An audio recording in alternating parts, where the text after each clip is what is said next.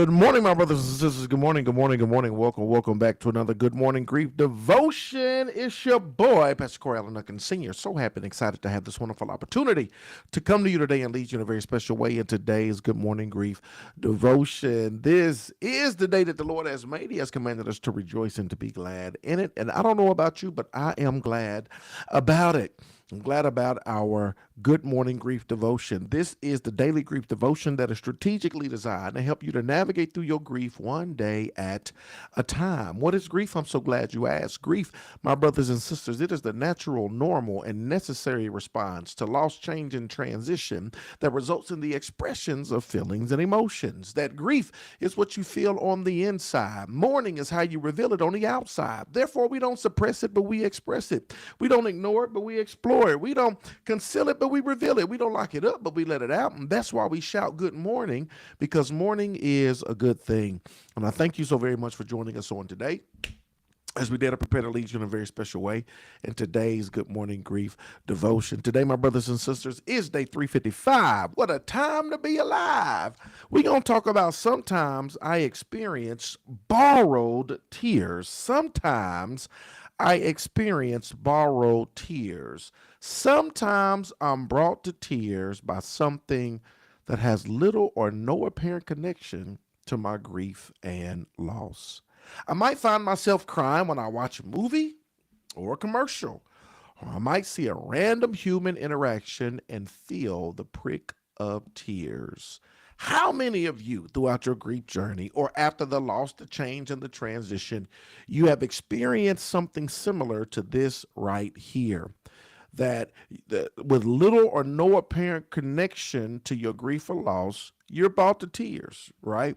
That sometimes you could just be watching a movie, you could see a commercial, a random human interaction, and you feel the prick of tears just out the blue. You like, what is this? What's going on? And this is the thing, it may not even necessarily be connected to the grief of the loss, right?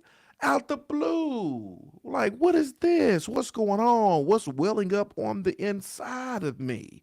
You want to know what's really going on? Let's check it out. I'm crying because my heart and soul are hurting and my emotions are tender.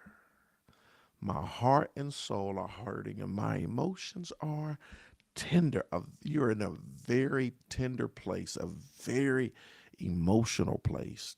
Your heart and soul is hurting. Your emotions are very tender. Yeah, I can so much relate to this. There's been so many different instances to where my heart and soul is hurting.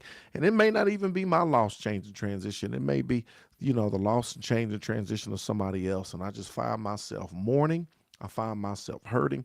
I find myself super, real sensitive. And I just know, just like the slightest thing, and I'm going to cry. I know. I feel it welling up inside of me. And I'll see something or experience something, and it has nothing to do with my loss, change, and transition. It's just that my heart and soul is hurting for something, for somebody else. My emotions are extremely tender, right? And just the slightest thing, y'all, and them waterworks have turned. I don't know if you've experienced it, but being an individual pastor that just walks alongside a lot of people that's dealing with death and loss and grief, a lot of times the emotions are heightened and they're tender, and I'm just in my feelings, right? And I can see something that has, again, nothing to do with my loss, change, and transition, and I start crying.